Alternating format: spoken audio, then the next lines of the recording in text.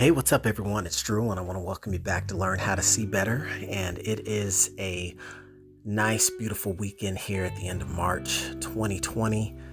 Phoenix, Arizona, sunshine, great weather outside, and just being able to enjoy that with family and really get some good exercise in, some quality time with the fam. Had some fun in the process, and was just really taking a moment to enjoy the quality of life that it is right now, and also thinking about the fact that here we are at the end of the month and the end of the first quarter of the year.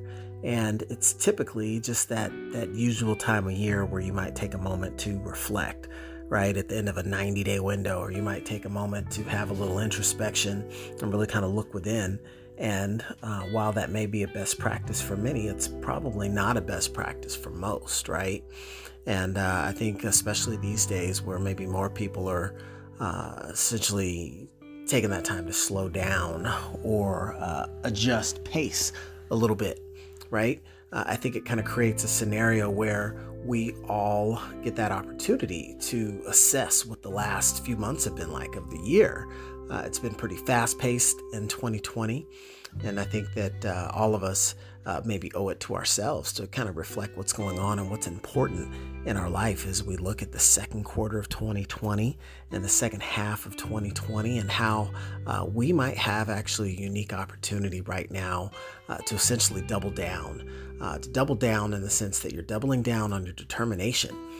Because when you think about how critical mental health is in our overall existence in this day and age, and particularly in these unprecedented times, one thing, it's critically important to protect your mindset and to have a mindset of a champion, and to really know that there are some key things that you want to be able to get out of life that are going to be unique to you, and that you have a way to go about, manifesting some of those things in your world, and your philosophy ought to be aligned with the code of saying, hey, regardless of circumstances, this is the channel I'm tuned into.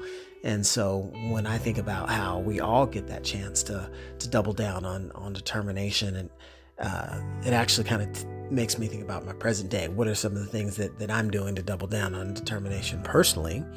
I'll talk about that in just a moment, but it actually takes me back to some of the first times that I was doing this same thing, doubling down on determination in my life, and kind of assessing things at a point, saying, really, what did I do to create this? How did I get here? And I think back to my senior year in high school, right? It's the fall of my senior year going into the winter season, and I wrestled all 4 years in high school, right? The only kid in the high school that did that for the 4 years that I was there.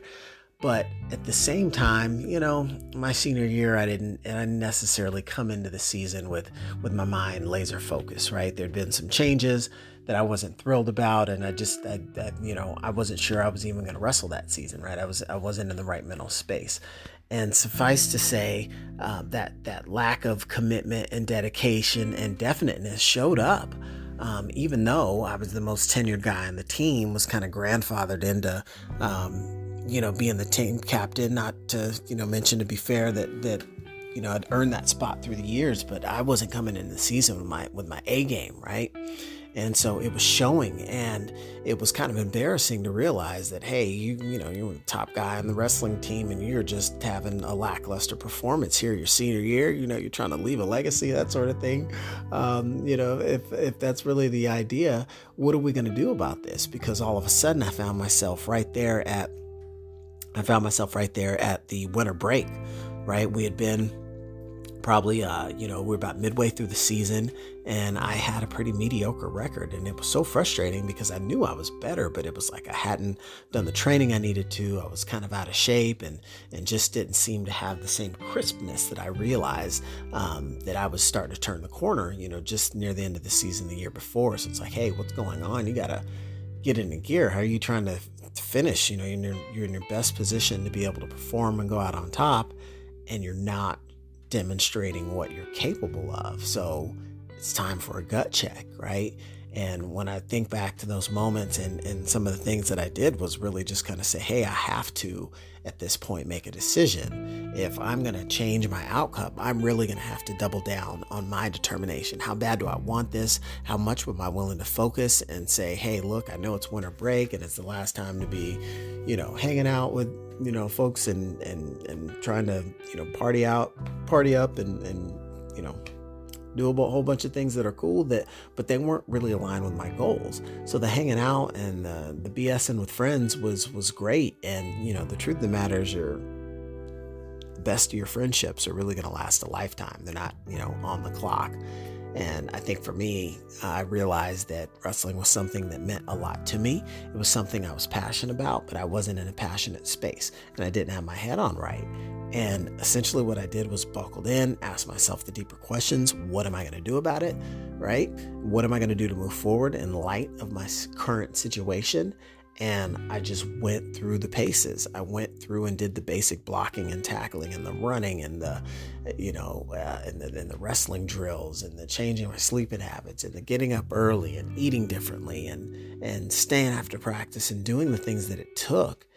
And lo and behold, as unpleasant as it felt as I went through it, it was as though no one else around me, as far as my competition, had done a thing for a month, because I came back the second half of my season and blazed a trail, winning the majority of my matches, if not all of them, all the way up through, as far as I got in the state tournament. And it was crazy to think that that second half was so powerful when it just really took a decision that I wasn't going to settle for a mediocrity. I wasn't going to feel stuck based on a current status or current position that made me feel like I was losing or moving backward. And you realize that the compound effect, that Darren Hardy talks about, it's generally over a longer period of time that we see the true power of the compound effect. But when you take that massive action, you really can compress the time to results. And if I were to watch myself and look back, it's like, wow, that's exactly what I did. And even though that might not seem like the most dramatic thing, but for me personally, to go from a mediocre season when I knew I was a pretty solid wrestler and then come back after just grinding it out through the winter break and doing all the drills and all the practices and really forcing myself to demonstrate leadership, I doubled down on determination and kicked a whole lot of booty the second half of that season and, won the district championship. And like I said, I, did really well in state and didn't win it all. But the fact of the matter was able to, leave the field head held high, so to speak, and have a respectable turnout. And I think that even though that maybe wasn't the most, amazing story of going from, setback to comeback, when you look at your own situation and think back to times in your past where you've maybe been that underdog or found yourself down by more points than you thought you could come back from. But if you're willing to double down and make that, place that bet on yourself that you've got this, you can do some amazing things. You can do some truly amazing things, probably more amazing than you give yourself credit for.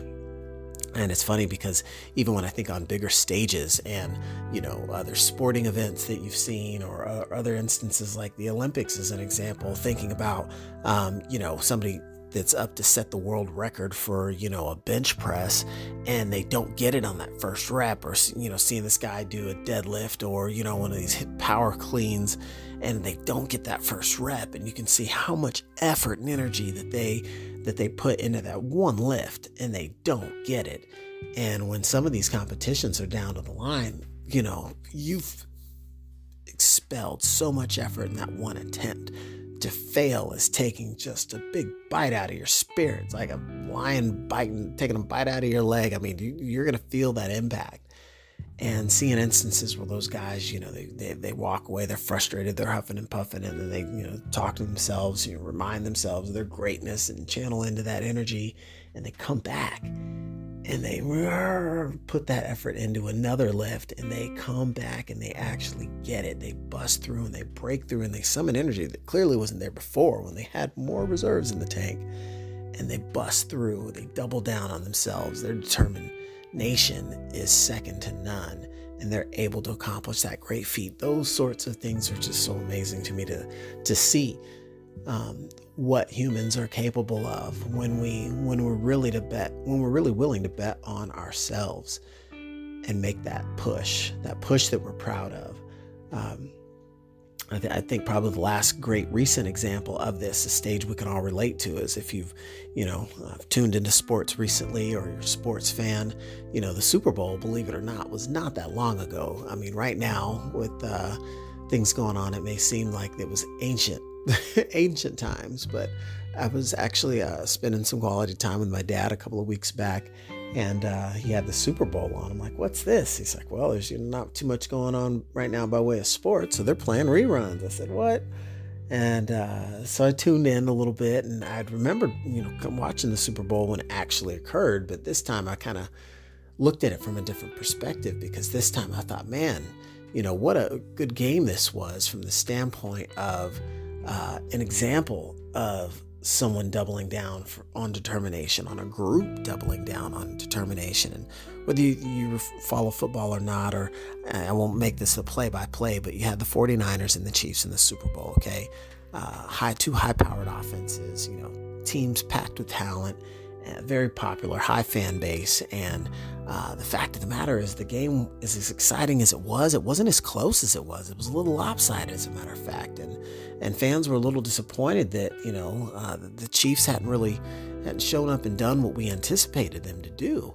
And the 49ers were kind of running away with this thing. And all of a sudden it was getting later in the game that they had a fairly, respectable lead. And it was as though, it wasn't what they said after the first quarter or what they said at halftime. It wasn't what they said seemingly in the third quarter, but sometime late in the game, it was as if something happened. There was an event, a switch that got flicked. And at that point, you could see that these guys on the other side, the Kansas City Chiefs, had doubled down on their determination and really dug their heels in and decided and elected to just exert that little extra, to do the extraordinary, to put the try and the oomph, right, so that they could triumph.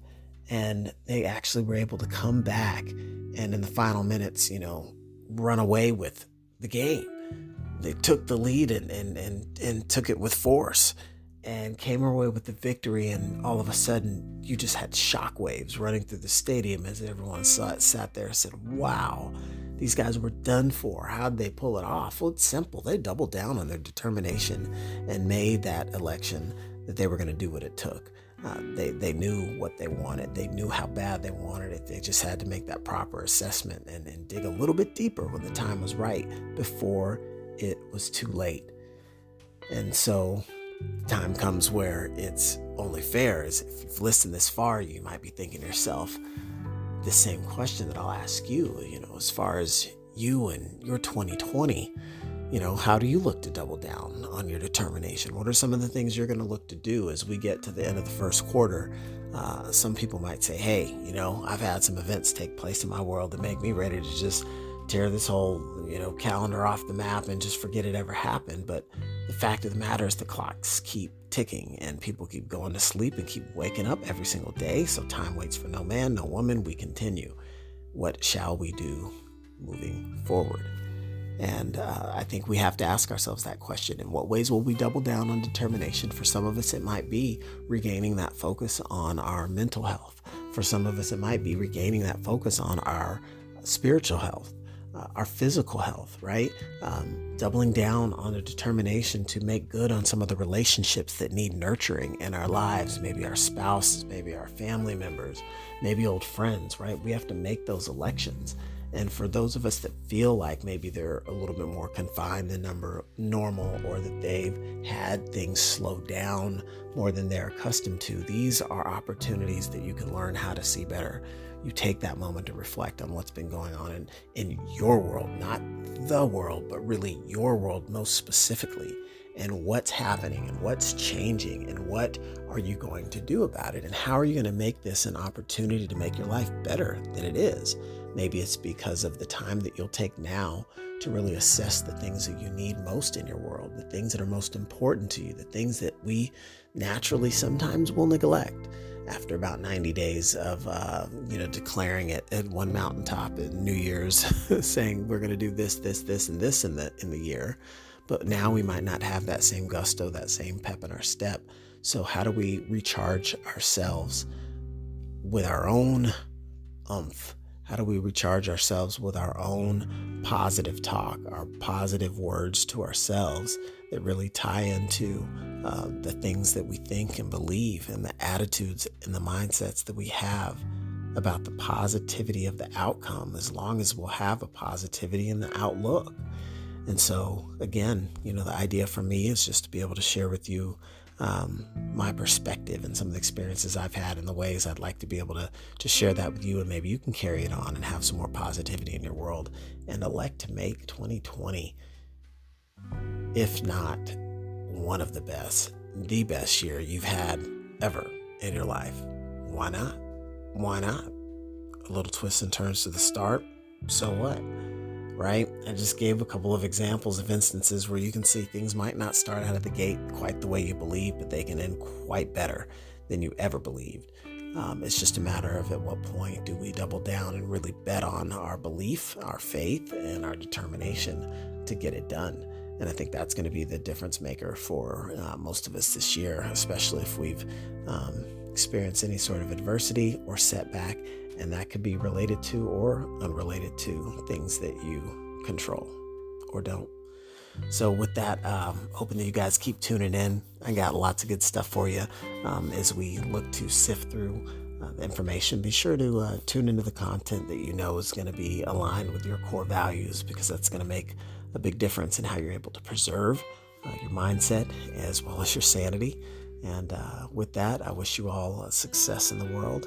Stay healthy, stay safe. And until next time, I'll catch you on a future episode. Thanks.